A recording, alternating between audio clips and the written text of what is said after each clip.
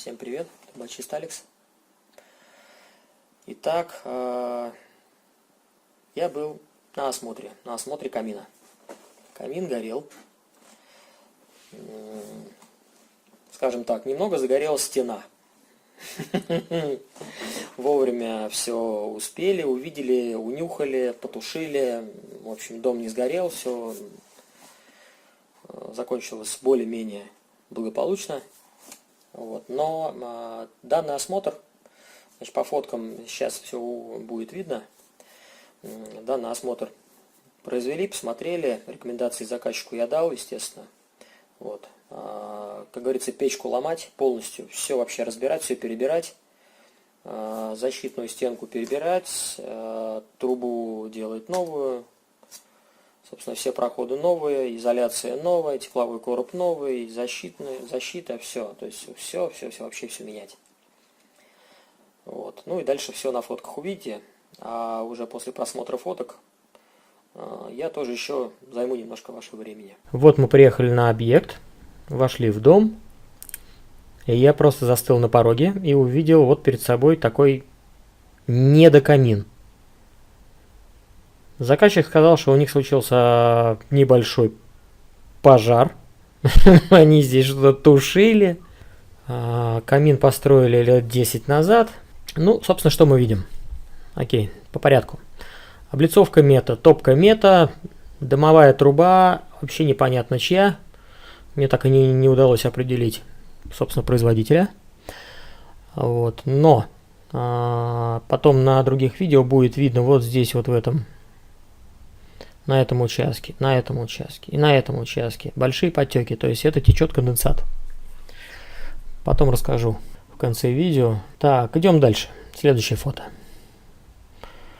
На следующем фото мы видим закопченные части камина. Собственно, нижняя, верхняя. Пытались, видно, что-то отмывать. Вот, плохо у них это получилось. К слову говоря, камином уже заказчик говорит, не пользовались 2 года. То есть 2 года у них произошло вот это возгорание, после этого камином уже не пользовались. Вот, и ждали какого-то подходящего момента для того, чтобы позвать специалиста для оценки, собственно, что делать, для оценки ситуации, что делать с этим камином и трубой дымовой далее. Вот. Значит, закопченные вещи мы видим.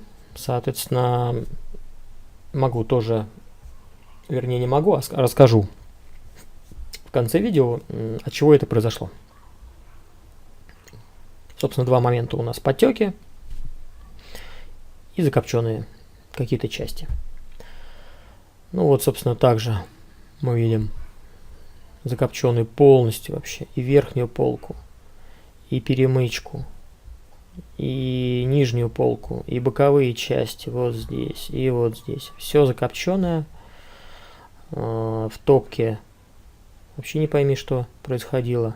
Конечно, бумажки тут лежат, но бумажку они, так я понимаю, сжигают здесь. Но это вот тоже. Я категорически против бумаги в топливнике. Категорически. Вот, и всех своих заказчиков я предупреждаю, что топка, камин, там печь, это не мусоросжигатель какой-то. То есть это прибор для того, чтобы давать тепло. А для того, чтобы прибор правильно работал и давал тепло, для этого не нужна бумага. Окей, идем дальше. Вот такой вот проходной узел. Я когда его увидел, просто рот открыл, чуть не присел. Вот.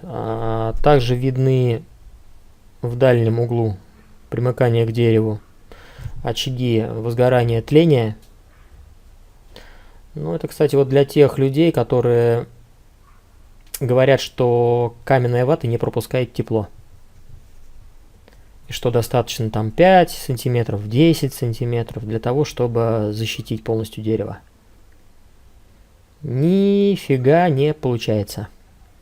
То есть люди, которые это монтировали, и вот так вот такой колхоз здесь просто налепили в проходном узле. В очередной раз говорю, я бы таким мастерам руки оторвал. Вот, желание заработать хоть какие-то деньги толкает людей на необдуманные поступки. Люди не разбираются ни в чем, но думают, что они это смонтируют. Но казалось бы, что проще смонтировать модульные трубы. Одну в другую сажаешь, хомуты есть, посадили, нет хомутов, посадили на саморезы, все, забыли. Идем дальше. Вот, собственно, сам камин, изоляционная стена, она многослойная, лист минерита, фольгированный рокол 5, достаточно дорогой материал, даже не 3, а 5. И за ней мы, как видим, начало все тлеть.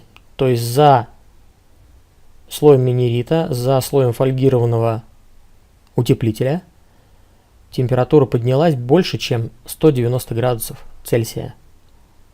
Соответственно, это температура тления. Дерево без прямого воздействия огня. Вот такая вот температура проникла туда, потому что все это, конечно, здорово. Минерит, фольга, вата. Но эти все материалы должны были быть смонтированы в определенном порядке и при определенных технических условиях. Вот, и только тогда они могут препятствовать проникновению определенной температуры на уже наружную свою стенку. То есть они эту температуру уже не передают. Но это только в определенном сочетании этих материалов. Вот, а мастера, которые это монтировали, они понятия не имеют, что и как надо было монтировать. Идем дальше. Вот так вот обуглилось дерево. Но это для того, чтобы людям было понятно вообще, как что может загореться. Как горят дома. Очень печальная фотка. Да, ну это опять проходной узел. Собственно, и сам камин с другого вида. И вот на этой фотке, кстати, видно очень хорошо тоже нижнюю трубу и какие были на ней подтеки конденсата. Вот, но об этом потом я расскажу уже. Так, на этой фотографии мы видим подключение одноконтурной модульной трубы уже в утепленный участок. Соответственно, вот этот элемент, эта площадка должна быть с консолями для разгрузки трубы. В данном случае мы не видим никаких креплений. Соответственно, вся труба дымовая, которая идет наверх, она опирается на топку, что категорически запрещено делать. Ну и, соответственно, соединение по дыму. Все бы и неплохо, что соединено по дыму, но конденсат идет по внутренней стенке утепленной трубы, и как раз в этот зазор проникает уже конденсат сюда и выходит дальше. Произошло это по одной из причин, а об этом я расскажу потом, в конце видео. Вот такие вот чудеса творятся с нержавеющими трубами. Вот у нас же все любят говорить: ой, труба из нержавейки, вся такая классная. Ну вот, пожалуйста, вот вам труба нержавейка. Только что с ней делает конденсат? Конденсат — это не просто влага, не просто вода. Это набор кислот, когда горят дрова. Тему газа мы сейчас не трогаем, мы сейчас только про дрова. Вот так вот ржавеет все это. Угу. Так, здесь мы видим проходной узел. И за проходным узлом обратим внимание, какое здесь расстояние. У нас вот здесь расстояние порядка 30 сантиметров. И однако же, поскольку короб недостаточно вентилировался, все это дерево обуглилось. К вопросу о вентиляции, ну, в этом видео мы тоже трогать пока не будем, потому что это длинная тема. Был у меня один заказчик. Ну так, просто фотки пока полистаем. Так, ну на этой фотке у нас видна труба, которая проходит через второй этаж. Собственно, наличие вот этой паутины говорит о том, что камином уже достаточно давно не пользовались. Ну, собственно, что и подтвердил нам заказчик. Сказал, что 2 года камином никто не пользовался уже, после того, как произошло возгорание. Вот, но обратим мы здесь внимание вот на эти деревянные бруски, которые идут внутри якобы защитного короба. Очень интересный момент. Вот, пожалуйста, это низ То есть внизу у нас первый этаж. Вот также деревянные бруски вблизи от трубы 5 сантиметров. 5 сантиметров. Как они еще не обуглились, ну, вероятно, температура здесь не поднялась настолько. То есть топилось, вероятно, не так долго, чтобы сюда проникла температура. Какие-то там решеточки видны, и уже выход на третий этаж, на чердак. Но самое интересное заключается во внешнем виде этого короба. Собственно, то, что мы видим, короб собран из фанеры, из дерева. Какая сволочь так сделала? Я даже не знаю, он, наверное, сейчас икает и кашляет. Что его сподвигло сделать защитный короб из фанеры, я просто не представляю. О чем человек думал, а? Это просто капец какой-то. Ну и, собственно, в верхней части короба все то же самое. Деревянные бруски, непосредственно вблизи от трубы. Здесь даже вообще меньше 5 сантиметров. Это капец. Это просто ужас, конечно. Ну и что мы видим здесь? Соответственно, это вид с улицы на дымовую трубу. Вот, собственно, ее оголовок мы видим. Вот. Там на крыше тоже есть интересные моменты. Ну, то, что, собственно, зонтик погнут, ну, как бы просто забавно. Опа, пожалуйста. Значит, изолирующий элемент, который на кровле, его в том году поменяли. То есть тот элемент в таком же виде стоял. Тоже ничем не был заизолирован, соответственно, по кровле. Тоже был подоткнут под конек верхний край. А поменяли почему? Потому что, собственно, тот элемент, который был до этого, а меняли уже, кстати, не один раз, заказчик сказал. Вот сколько меняли, он сам не может сказать, говорит 2-3 раза, но на самом деле, я думаю, раз 5. Его должны уже были поменять лет за 10. Потому что вот этот вот силиконовый элемент, который препятствует проникновению воды по стенкам дымовой трубы уже в подкровельное пространство, он разрушается от ультрафиолета, от солнца. Вот. Режется льдом. Вообще элементарно. То есть сверху этого элемента должен быть еще один элемент металлический, вот, которого здесь нет. Вот. Ну, следующая фотка, ладно. Собственно, вот этот вот черный налет говорит как раз о одной из проблем, о которой я скажу чуть позже. Так вот это как-то выглядит. Интересно, а зонтик вставлен по конденсату сверху и без хомута. То есть он держится только на своем месте заглубления папа-мама. Сколько там, 50 или 60 миллиметров. Как его не сдуло.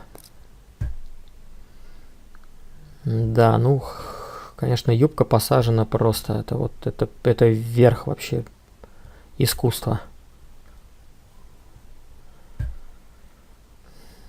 Грудной ребенок это сделает лучше. Так, ну, надеюсь, то, что я показал на фотках, было интересно. Ну, а теперь, собственно, то, что я обещал. Обещал я немножко рассказать о неких вещах, которые произошли, собственно, на данном объекте.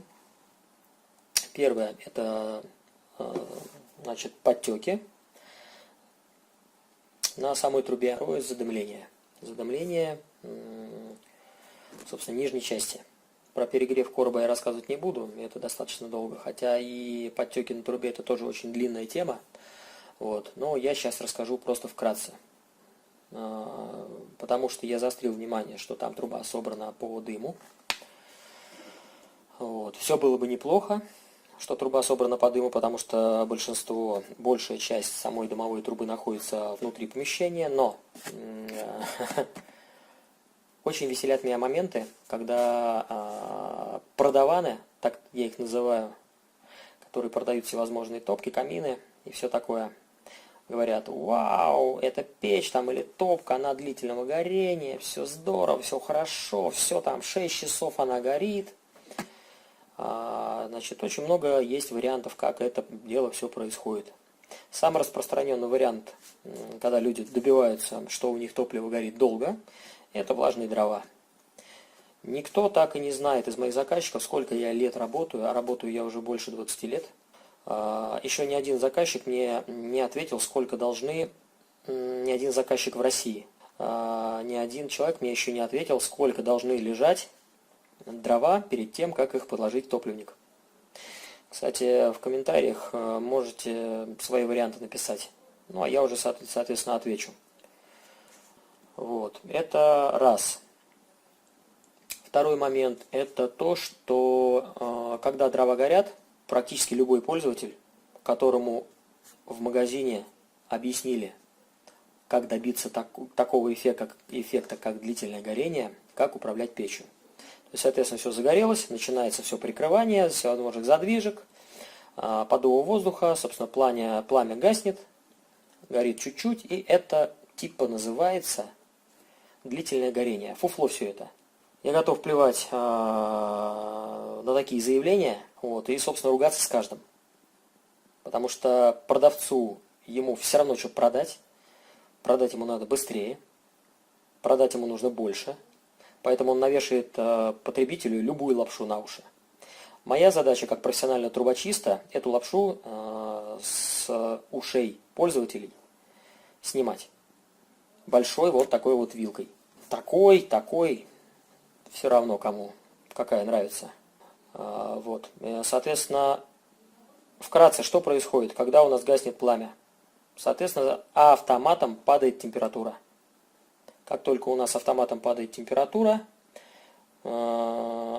отходящих газов, соответственно, масса уже недогоревших летучих твердых частиц топлива попадает в трубу, ну, соответственно, там оседает, и получается уже не просто конденсат, а уже получается жидкий криозот, потом он твердеет, потом в какой-то момент все это возгорает, но в этом случае этого не было. И слава богу, что этого не было. Вот. А криозот в твердом состоянии видно на одной из фоток, как раз на оголовке трубы, на самом зонтике. Вот, я на этом тоже заострил внимание. Так что еще одно позитивное видео от меня по поводу того, как нельзя строить, нельзя монтировать опасные объекты, в которых присутствует огонь. Кому нравятся мои рассуждения, можете мне задавать вопросы или ругаться со мной ниже в комментариях. Ну и буду всех вас видеть, слышать при следующих моих видео, при наших встречах. Всем пока!